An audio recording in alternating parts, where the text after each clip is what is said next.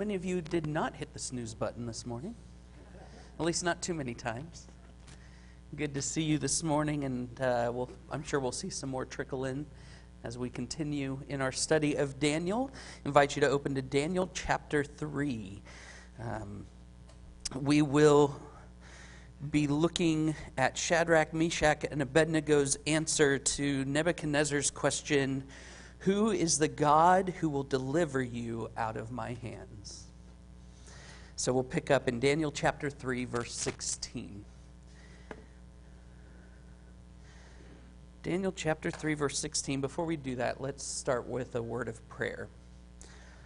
Our wonderful God and Father, thank you for this record of seeing your power on display. This opportunity to study from your word and see your kingdom having its foundations laid from before we could understand time. Father, before your Son came, before so many actions had taken place on this earth, you were already forming your plan and revealing it to all of mankind. Thank you for this record and the opportunity we have to learn from it, to be encouraged by it, and to grow in our faith. Help us to study diligently this morning. In this we pray in your Son, our Savior's name. Amen. All right, Daniel chapter 3, verse 16. Nebuchadnezzar has just asked, "Who is the God who will deliver you out of my hands?" And Shadrach, Meshach, and Abednego answered and said to the king, "O Nebuchadnezzar, we have no need to answer you in this matter. If this be so, our God whom we serve is able to deliver us from the burning fiery furnace, and he will deliver us out of your hand, O king. But if not, be it known to you, O king, that we will not serve your gods or worship the golden image that you have set up." All right, take just a moment, mark that up, get any questions together, and then we'll talk about it.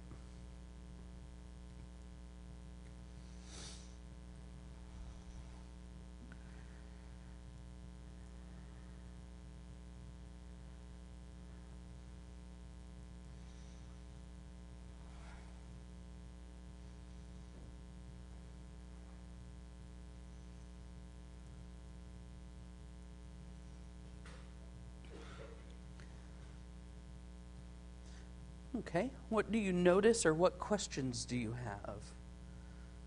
This is an interesting moment in the story.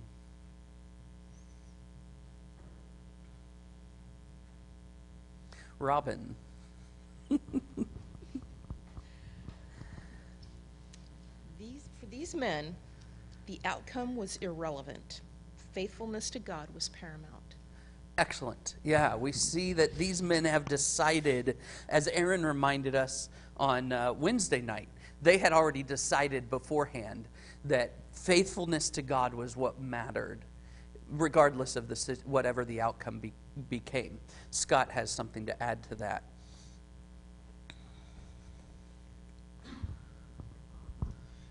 Their faithfulness, and which includes their counting on God, their trust in God to somehow deliver them. And not necessarily, I like that it's not even necessarily from the furnace. In other words, we may be burned up, but we can still count on that their hope is in at least eternity. And the way that allows them to now stand in the face of even death is just impressive. I just really like that. Yeah, and we see that in some beautiful language they use in verse 17. Notice what they say. Like, if we have to face the furnace, our God who we serve, we know that he is able to deliver us from the burning fiery furnace. Notice what they didn't say. I am making this about the outcome, as Robin reminded us. They did not say, my God will save me from the furnace. I just know that he's able. And that's enough.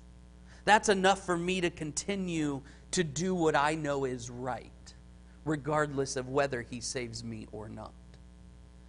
Robin? You don't see immediate results. That's That's what we need to do. Yeah, staying faithful, even if we don't see meaningful results or immediate results. And then look at how, to Scott's point, even if he doesn't deliver us from the furnace, what will he do? He'll deliver me from your judgment, O king. Right? He will deliver me out of your hand. He will not leave me at your mercy. My God will make sure to deliver me. Again, it's not dependent on seeing them get through the fiery furnace. That deliverance is going to happen even if they die in the furnace. Right? Okay, what else do you notice here about the language they use? Lito has something to offer us.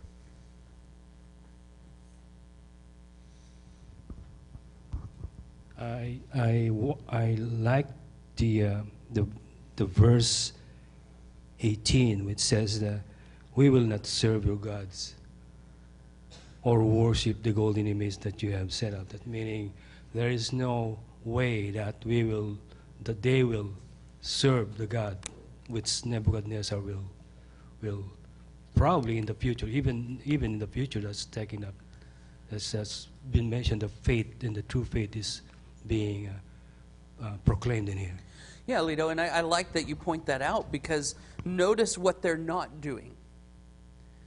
Common in that culture would be to say, I have my God I serve, I'll also serve yours, but I'll keep mine as supreme. And they don't say that, do they? They make it very clear. I serve a God and one God only. I will not serve your gods, and I will not serve the image that you've set up. I'm not going to bow down to anything else. There is only one God that I serve. And that was so not the norm for any religious belief back then. You had gods for everything. You had gods for certain situations. And if you didn't understand what was going on, maybe there was a God you hadn't learned about yet. There was always an option. But for Shadrach, Meshach, and Abednego, there's only one. Tom. Yeah, in line with what you were saying, they're making a distinction between serving a God and worshiping an image and respecting his authority. Good. They are still respecting him as a king, and the authority that comes with that, because, he says, like in the beginning, he says, "Oh, Nebuchadnezzar," that's an honorific. Sure. And then also, "Deliver us from your hand, O king." So they're not like rejecting all of his authority. They're rejecting him as a god, but still respecting him as an earthly king. Yeah, and I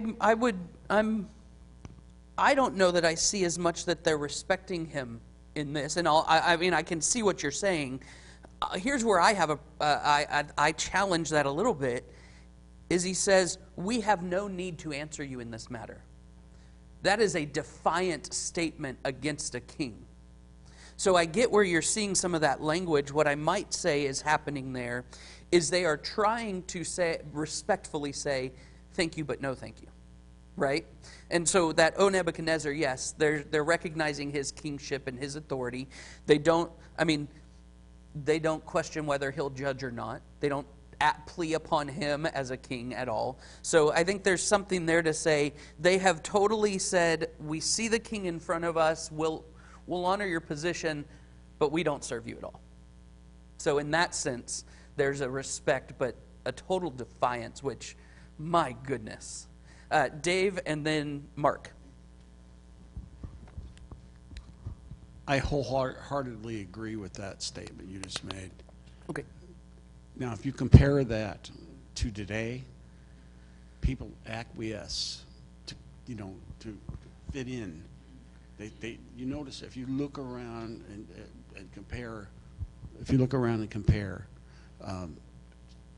denominations, or whatever you want to call them, against what we're seeing here, they don't respond usually like that. And you can see it. They're just going along with all the woke stuff and all that. Well,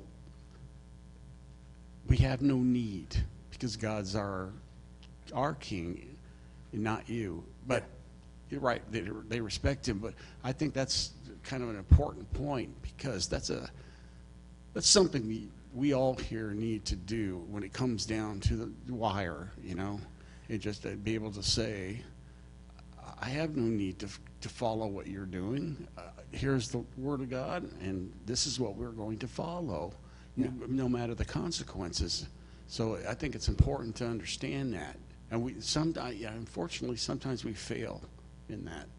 Yeah, and I think that's a great point, is we, even today, it's not bowing down to a king. Mark's going to have a comment, Tom.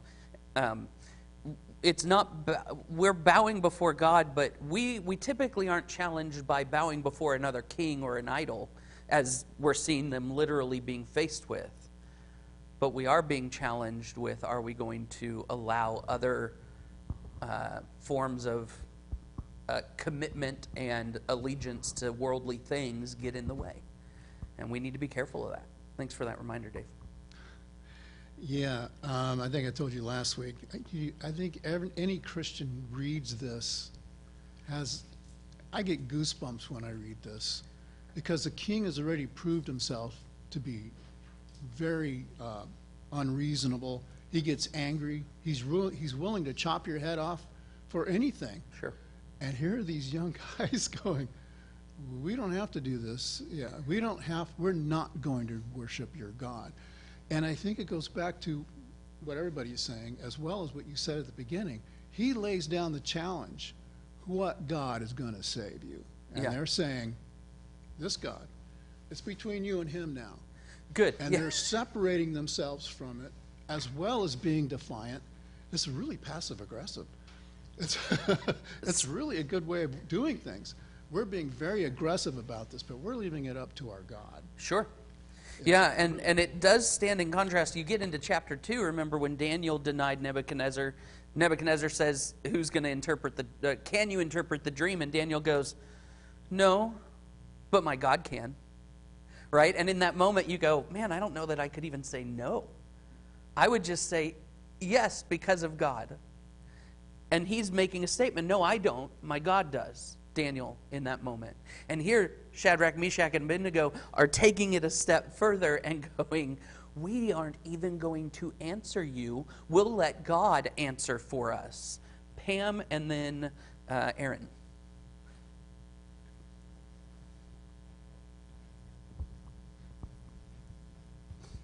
Yeah, I don't know if this is a big deal or anything, but in verse 16, they don't even address him as King Nebuchadnezzar. They just say, oh, Nebuchadnezzar, just use his first name. And then later on it's like, and he will deliver us out of your hand, O king. And I don't know if they're being snippy about it or...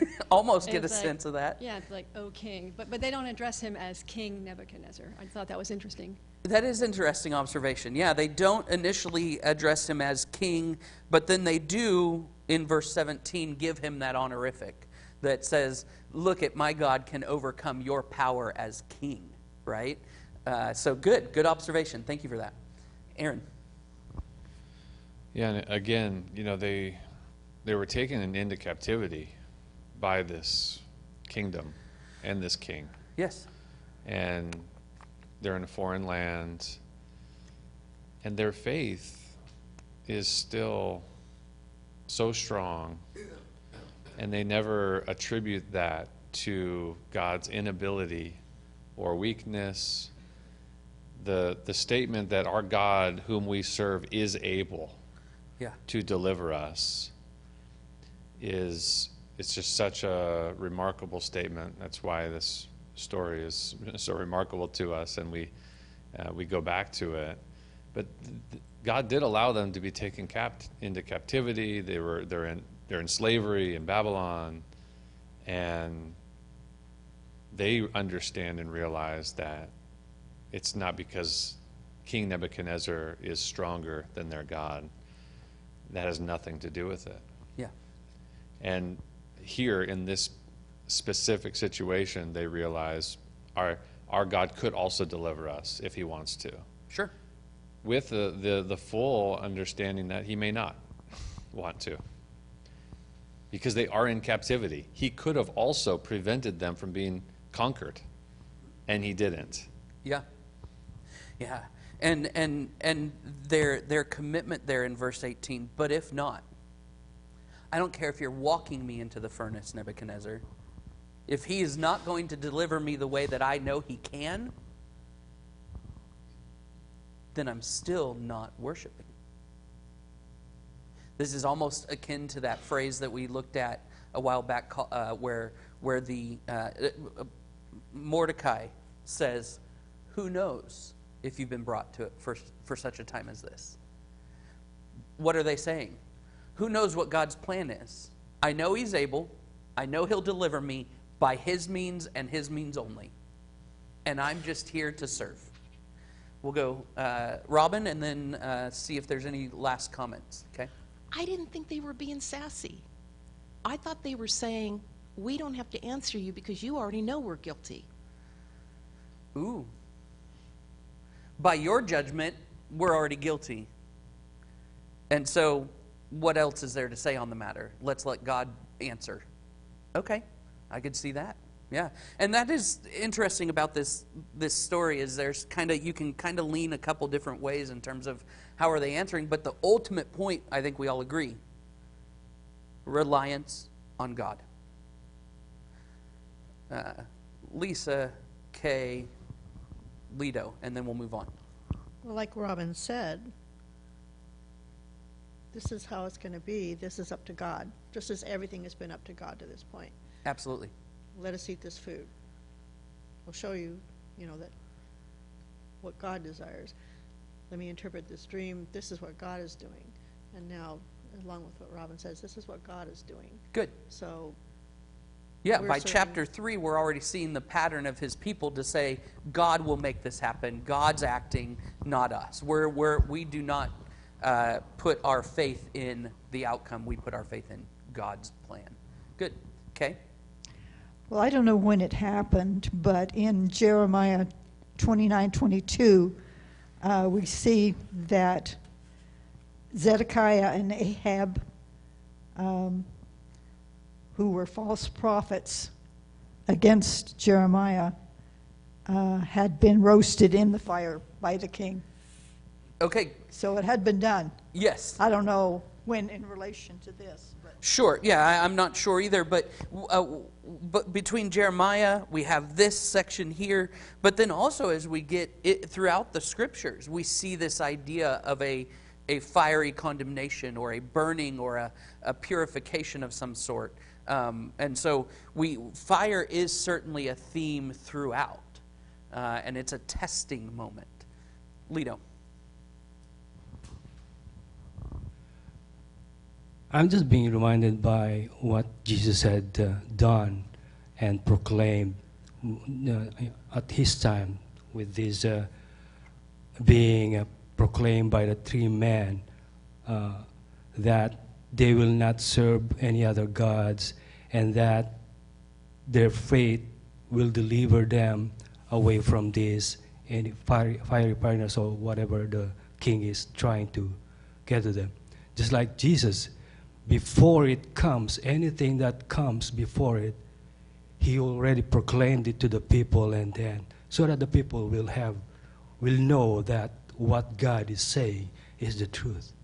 Yeah, serving no other God but God is the focus here, and that's what they are intent on doing. And so then Nebuchadnezzar, beginning in verse 19, was filled with fury. For the second time in the story, he was filled with fury, and the expression of his face was changed against Shadrach, Meshach, and Abednego.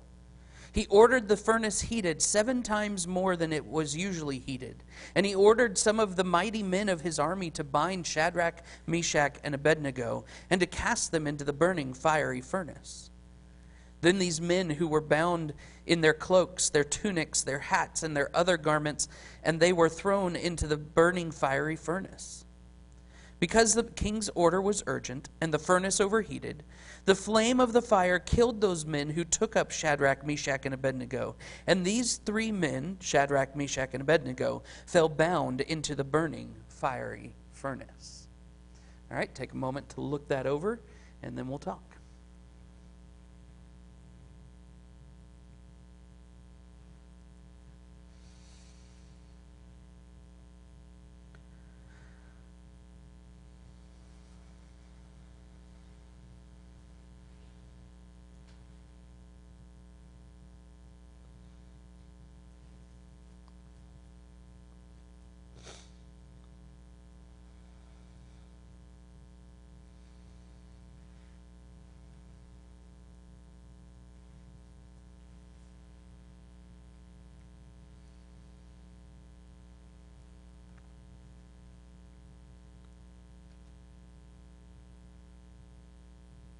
Okay. What do you notice? What stands out to you, or what questions do you have? Karen. We'll get that microphone if you don't mind. Sorry. I know. I found it interesting that he says he ordered some of the mighty men of his army. Do they really need to be mighty? Are they gonna, why do they need to be mighty men? Just how did he choose these people? Why did he choose these people? Is he afraid they're gonna fight back?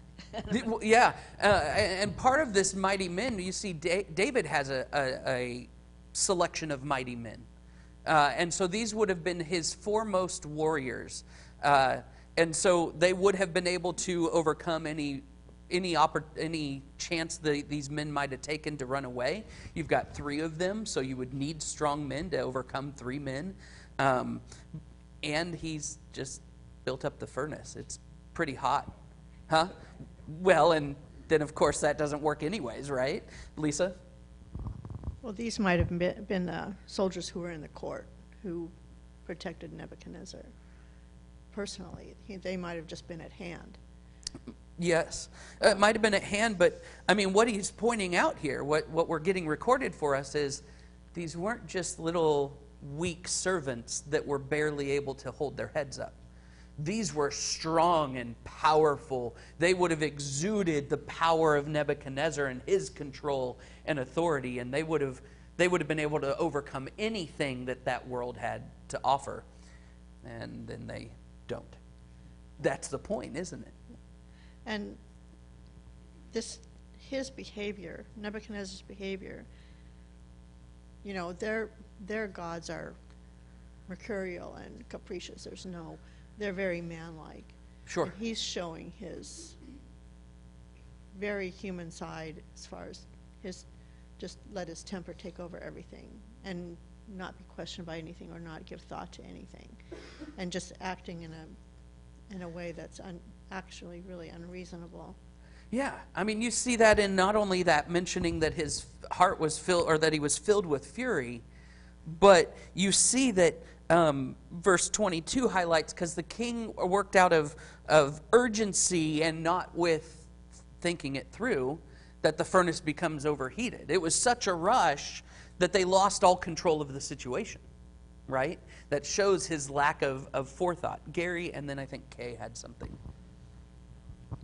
That's just what I was thinking, that if it got out of control, he really didn't know some of his best men would be burned up by doing that duty. Perhaps he was surprised that it got that hot. Certainly. I mean, you would think, to Kay's point earlier, likely this was a practice they had. That this would have been the worst torture to be thrown into for the worst offenders, maybe. And that this was common practice to take them down to the furnace. And so you would take strong men to throw them in because it would be hot.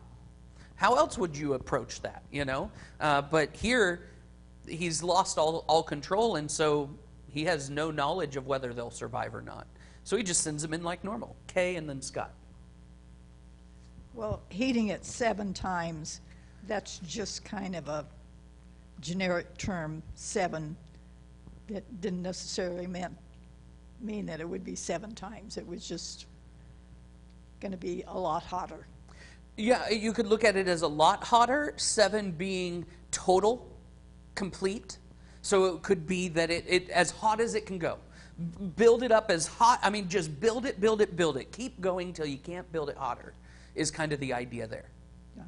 Another thing I thought was kind of interesting is that they bound them up with their hats on.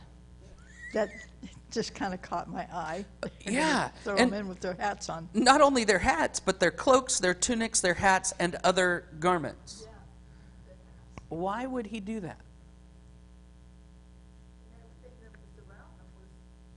Tainted by them. Yeah, I mean, it was all clothing and stuff that they would have gotten from that kingdom. And it would have been tainted by that. I think what he's putting here, Scott's going to have something here in a second. The idea there is they didn't just put them with barely enough to cover them. They wanted to make sure that they were fully shrouded in ignitable materials. I want to make sure when you go in, there is no doubt that you are going to burn. And it's going to hurt, because that's going to burn on your skin before it burns your skin, right? This idea of it was just being their most flammable clothing was going to go on them. And they didn't just do one layer, they did multiple to make sure there was plenty of ignition time. Scott? You mentioned, I think somebody mentioned gold being thrown in the fire. The contrast of the mighty men and the power of Nebuchadnezzar, like which one will survive the fire? You have God's power, and that I like that contrast a lot. And then I don't know why I meant to look it up and forgot. What is this furnace? Like, does anybody know? I don't know if it matters. He's able to see in it and all sorts of things. I just try to picture what this is there for in the first place, Sure. other than just this judgment or what. Cool. So 2 things there. I don't think anyone mentioned gold. I think what you're referring to is the testing fire. So that would be a similar idea here, that like a purifying fire or a testing fire. And you do bring out that point that you have God's men and Nebuchadnezzar's mighty men. God's mighty men, Nebuchadnezzar's mighty men, both going in. Who survives? That's what the scene is all about, right? We don't see who survives here, but they all go, at least Shadrach, Meshach, and Abednego go into the fiery furnace, and the mighty men died, for sure. On the outside. They didn't even get into it, and they were dead. The second point, I didn't look up specifically, but keep in mind, we're in Babylon. One of the greatest, largest, most beautiful kingdoms that has ever been built. So what would they use large furnaces for? For treating different materials to prepare them for building? To heat treat wood, possibly. I mean, there's just, if they had large logs, they would have needed a large furnace to burn things, or at least heat treat things in. And so they would, it would be to heat water, maybe. I mean, all sorts of reasons that they would have a large furnace could be there. But it is a furnace large enough to fit multiple men. We've got multiple hands going up now. I think it's really comical, Nebuchadnezzar's reaction here. Yeah. It reminds me of another king that threw a temper tantrum when his wife wouldn't obey him. Yes. But it really shows, you talk about the beauty of Babylon, it shows the frailty of men's kingdom and men's ego, that 3 little servants can threaten to topple the whole thing. And it also shows the might of God's kingdom, that only 3 servants are needed to show God's glory. Yeah. And I just think that people are constantly asking, who is God in this book? Yeah. And Nebuchadnezzar says it, who is the God? And he's about to show him exactly who God is. And his kingdom is so much more powerful and works in such subversive ways. I mean, they have to be thrown into the furnace before God saves them. Right. That didn't have to be the case, but God chose for it to be the case. Right. Because his kingdom works in a way that no one would expect. Good. And that's why when Nebuchadnezzar tries to set up this false simile of a kingdom And of power. that it can't stand. Yeah. Good. Good. I have nothing to add to that. Thank you. Thank you. Barry. Well, if you look at the gate of Ishtar, you'll see all of this The tile work. glazed tile all over it. It's beautiful. There's the connection. So we're talking about a kiln. Right. Good. Mark had something, and then I think Michael. Yeah, these 3 young men are actually over Babylon. They've been put in place at the behest of Daniel by the king. And when I see that his countenance changes, that tells me that originally he was giving them an out when he's saying, look, you guys, there's this thing you're supposed to do. Just do it. Just do it. I don't want to have to kill you.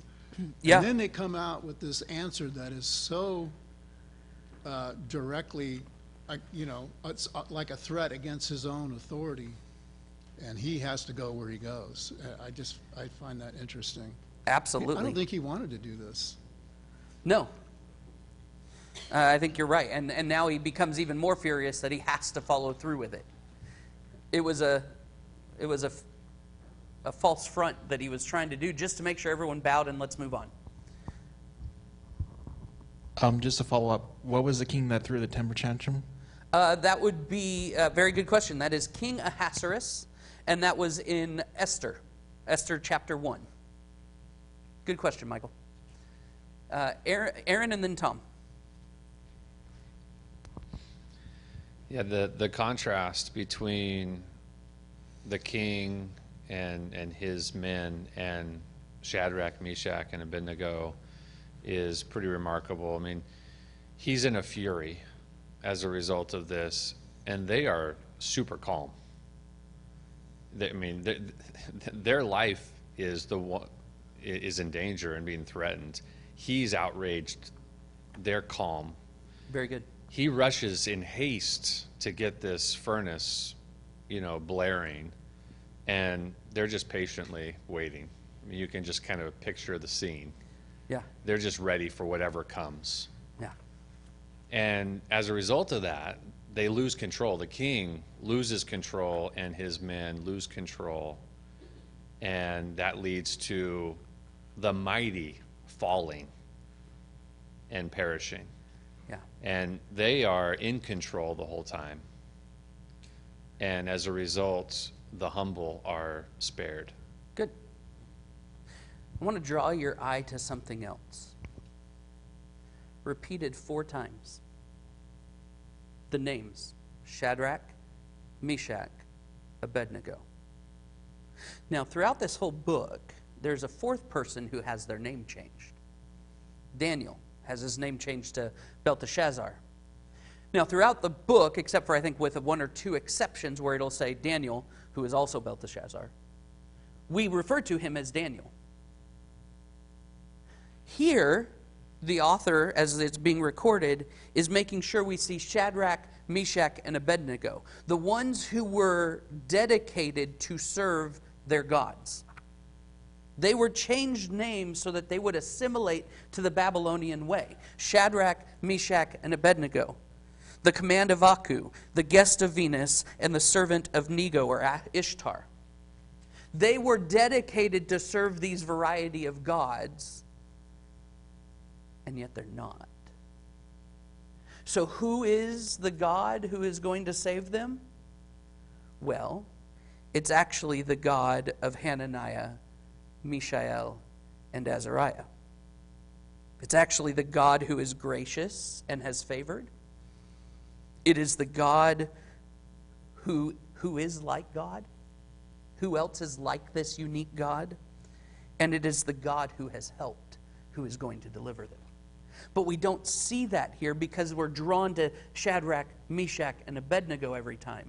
I think what's happening is the author is playing with their names and saying, where's these gods? Where are these gods to exact their power that Babylon has? Just expanding on the idea that Aubriana brought to mind. I mean, that is just beautiful. I love that we don't see them as their God-given names or their names of the people that they came from.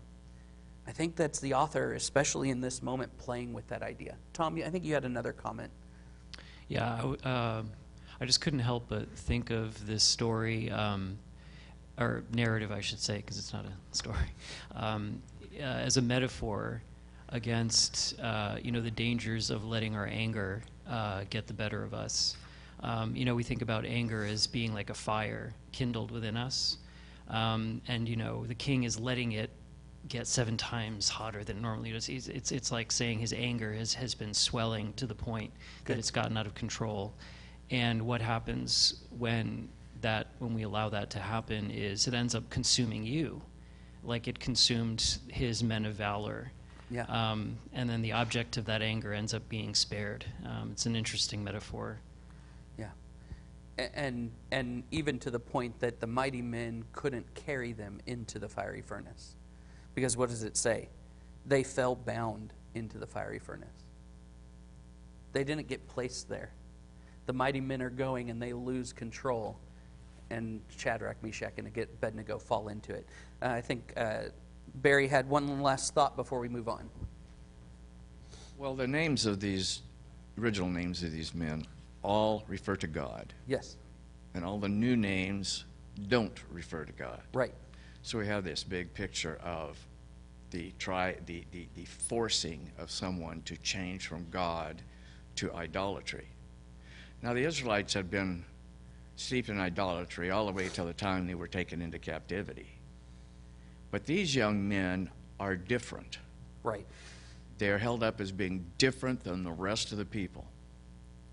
Yeah. And they manage to, they manage to live so as to we have these examples in them. And then when the people come out of captivity, these kinds of examples must have really had a huge impact on their minds, because when they come out of captivity, when they come back, they're not idolaters. They're not very good worshipers of Yahweh, yeah, but they're not idolaters, whatever they are. Sure. Yeah, and you see the beauty of, though they may have been forced to assimilate, they chose in their minds not to. They are still the men they came from Israel being, right? They are still the same men. And so, having watched his mighty men die on the way in to exact his judgment, and then watching these men fall into the burning fiery furnace, it says in verse 24, then King Nebuchadnezzar was astonished and rose up in haste. He declared to his counselors, "Did we not cast 3 men bound into the fire?" They answered and said to the king, "True, O king." He answered and said, "But I see 4 men unbound, walking in the midst of the fire, and they are not hurt. And the appearance of the 4th is like a son of the gods." Take just a moment, and then we'll talk.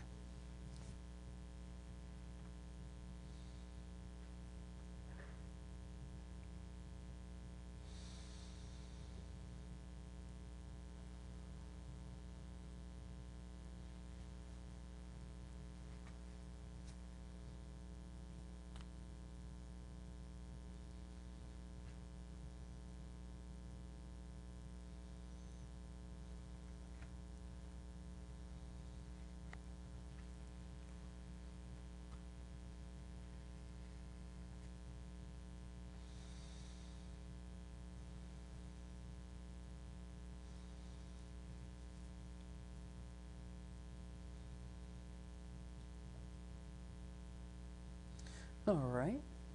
What stands out to you here? Or what questions do you have? Tom. So I think your version had son of gods. Is that? Yes, the appearance of the 4th is like a son of the gods, verse 25.